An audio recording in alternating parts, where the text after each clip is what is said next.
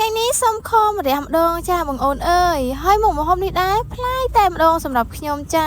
ប៉ុន្តែស្លទៅហូបកើតងាញ់ណាបងអូនមិនដែលបានខមម្រះទេធ្លាប់តែខជាមួយតាពាំងក្រៀមខជាមួយពងទាដល់ពេលបើខមម្រះចេញនិយាយពីថាឆ្ងាញ់អើយហើយខមម្រះនេះដែរខ្ញុំចេះហូបតាមខ្លាខ្ញុំបងអូនគាត់អ្នកកពើដល់ខឲ្យហូបទៅម្ដងញ៉ាបងអូនចាញ់រត់ក៏ខតាមគាត់ទៅឥឡូវមានអីថ្ងៃហ្នឹងពងរើនឹកម្ហូបមិនចេញផងក៏សម្រេចចិត្តថាខមម្រះតែម្ដងទៅបងអូនអើយហើយគ្រឿងក្រៅខមម្រះរបស់នាងខ្ញុំហ្នឹងបងអូនអើយមានច្រើនទេដូចគ្រឿងខរដងទេចាគ្រាន់តែបន្ថែមម្រះមួយមុខចូលទៀតចឹងបងអូនគ្រាន់តែផ្លៃតែម្រះទេចាតែគ្រឿង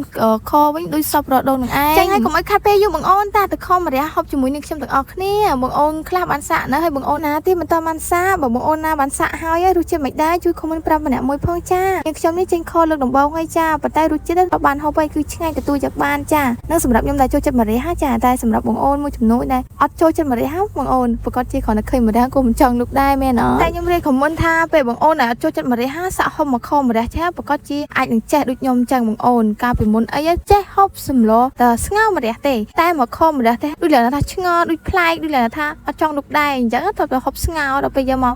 ខអញ្ចឹងដូចលថាប្លែកតែម្ដងបងអូនតែមានអីបងអូនឲ្យតែបានសាក់ទៅញ៉ាំដូចជាខ្ញុំជាដើមចឹងចាអីគឺអត់ចេះទេតែបានចូលមាត់ហ្នឹងគឺចេះហើយចាគឺឆ្ងាញ់ហ៎តែបងអូនឥឡូវចូលវីដេអូនាងខ្ញុំវិញចាដល់ណាដល់ណីហើយសម្លនាងខ្ញុំនឹងបងអូនអើយមើលតាមនោះនៅចាឥឡូវបន្ទាប់ពីនាងខ្ញុំដាក់បង្កសាច់ជ្រូកហើយក៏នាងខ្ញុំមកមើលផ្កាជ័ររបស់ខ្ញុំឯងបងអូនអើយមើលពីក្រៅ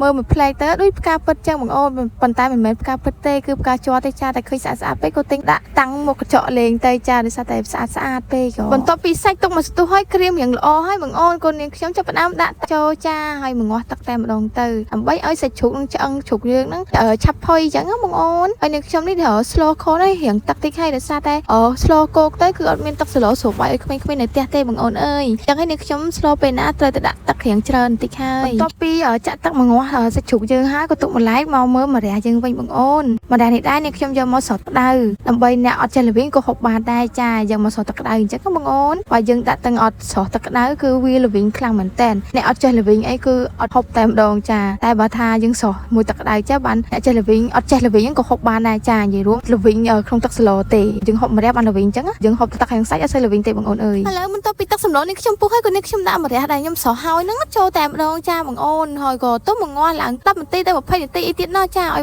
ម្រះយើងហ្នឹងថាប់ឲ្យលួយហើយនឹងចូលសាច់ជ្រូកហ្នឹងបានល្អចាឥឡូវនេះបងអូនអើយបន្ទាប់ពីទុកហើយ20នាទីហើយម្រះរបស់នេះខ្ញុំក៏បានចាក់រៀបរាប់ផុយមកល្មមដែរបងអូនអូននិយាយពីថាឆ្អិនហើយឆ្ងើយឡើងពេញផ្ទះគួរឲ្យចង់ញ៉ាំតែម្ដងចាគ្រាន់តែបញ្ចូលសម្លេងព្រោះឃ្លាម្ដងទៀតដែរនេះបងអូនអើយឥឡូវសម្លខម្រះរបស់នេះខ្ញុំក៏បានចាក់រៀបរាប់ផងដែរបងអូនអើយហើយវីដេអូនេះខ្ញុំក៏មានប៉ុណ្្នឹងទេបាយបាយ